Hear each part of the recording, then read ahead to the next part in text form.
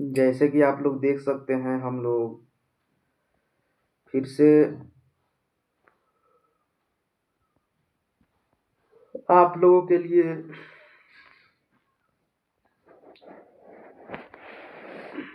बहुत सारी जानकारी वाले बातों को लेकर आ चुके हैं।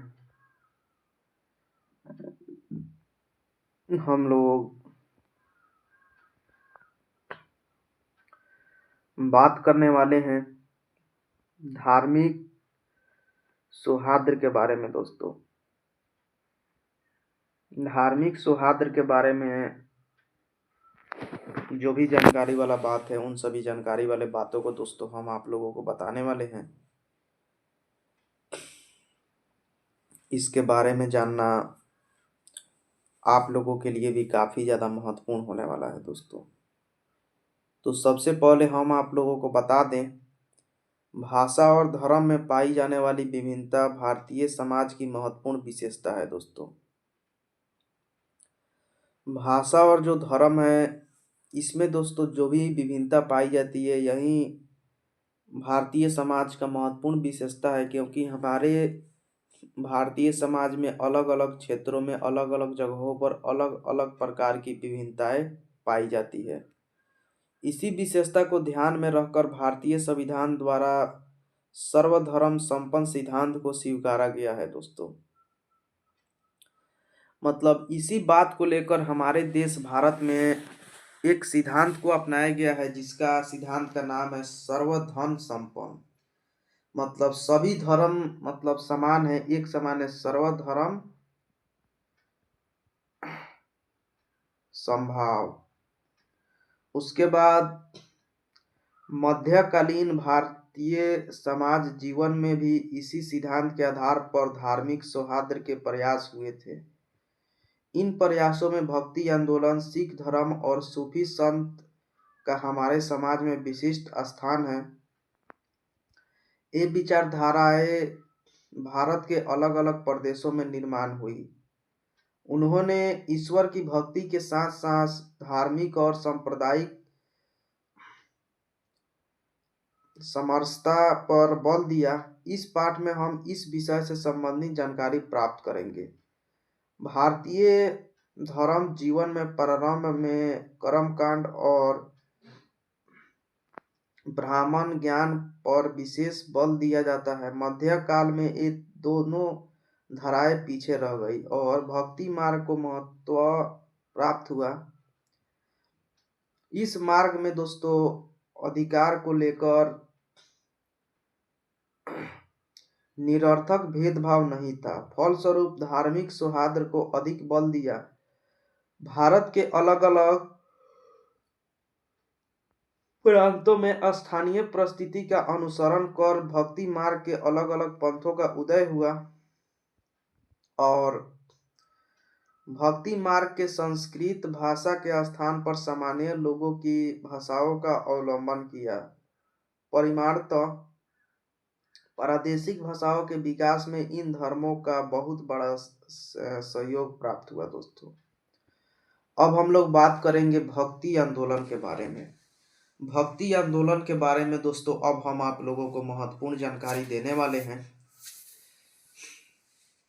इसके बारे में जानना आप लोगों के लिए काफ़ी ज़्यादा महत्वपूर्ण होने वाला है दोस्तों। तो चलिए भक्ति आंदोलन के बारे में हम आप लोगों को दोस्तों अब जानकारी देते हैं।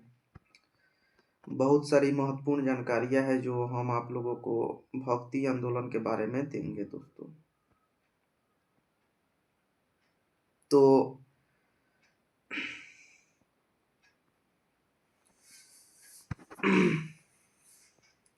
जो भक्ति आंदोलन है, ऐसा माना जाता है कि भक्ति आंदोलन का उद्गम जो है वो दक्षिण भारत में हुआ है दोस्तों। इस क्षेत्र में नयनार और अलवर भक्ति आंदोलनों का उदय हुआ।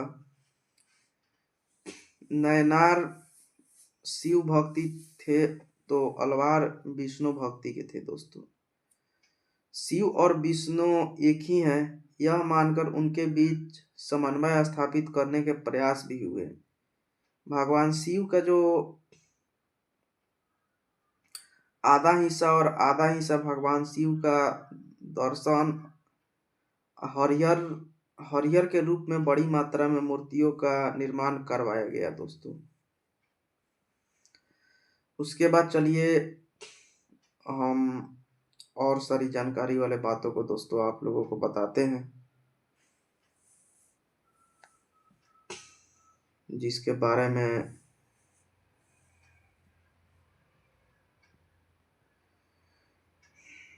जानना काफी ज्यादा महत्वपूर्ण होगा।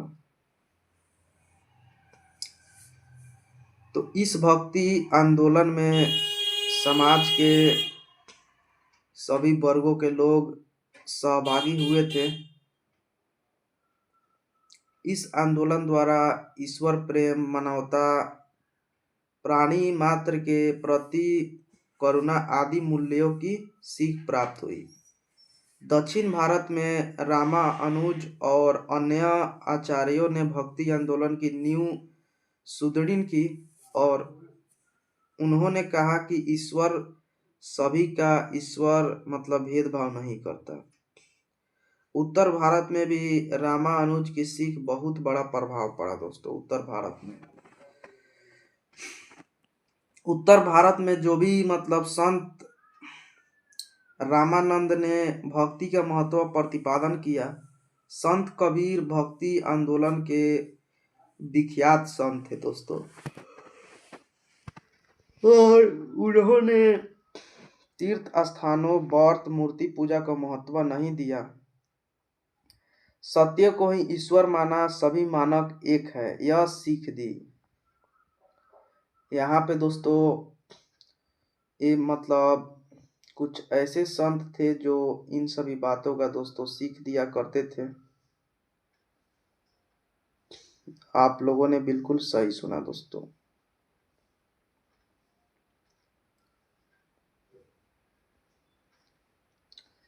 उसके बाद चलिए आप लोगों को हम और सारी महत्वपूर्ण बातों को दोस्तों बताते हैं, जो भी बातें हैं जानकारी वाला।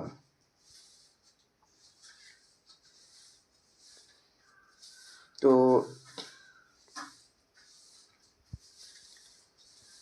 संत कबीर भक्ति आंदोलन के विख्यात संत थे दोस्तों। जो संत कबीर थे वे भक्ति आंदोलन के काफी ज्यादा विख्यात संत थे। आप लोगों ने बिल्कुल सही सुना।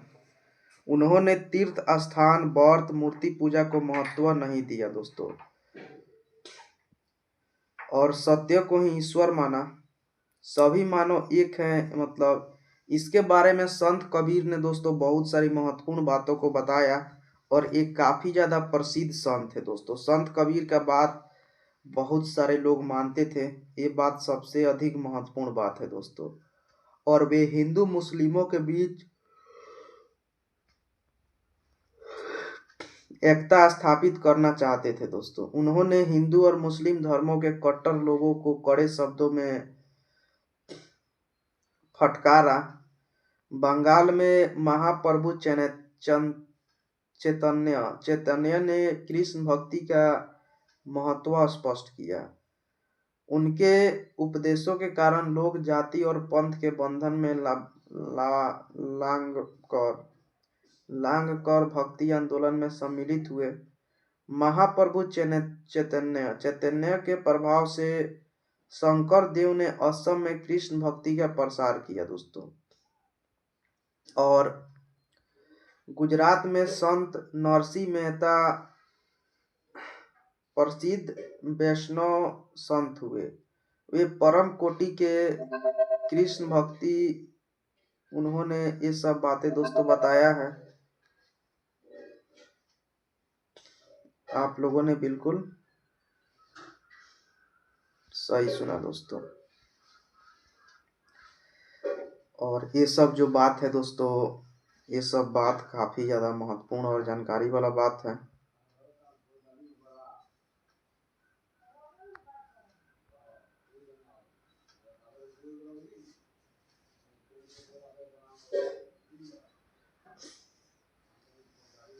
उसके बाद संत मीरा भाई ने कृष्ण भक्ति की महिमा प्रतिपादन की।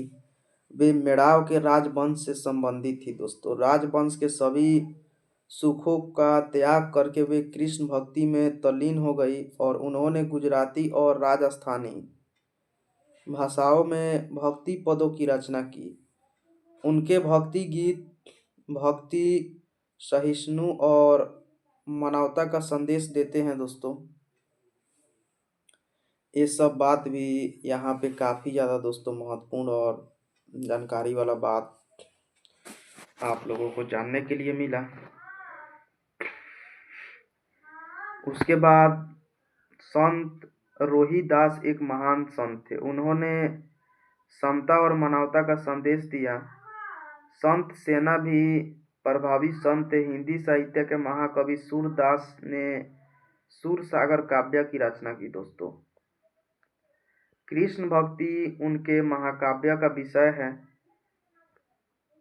ये सब बात दोस्तों इन सभी संतों के बारे में काफ़ी ज़्यादा महत्वपूर्ण और जानकारी वाला बात है।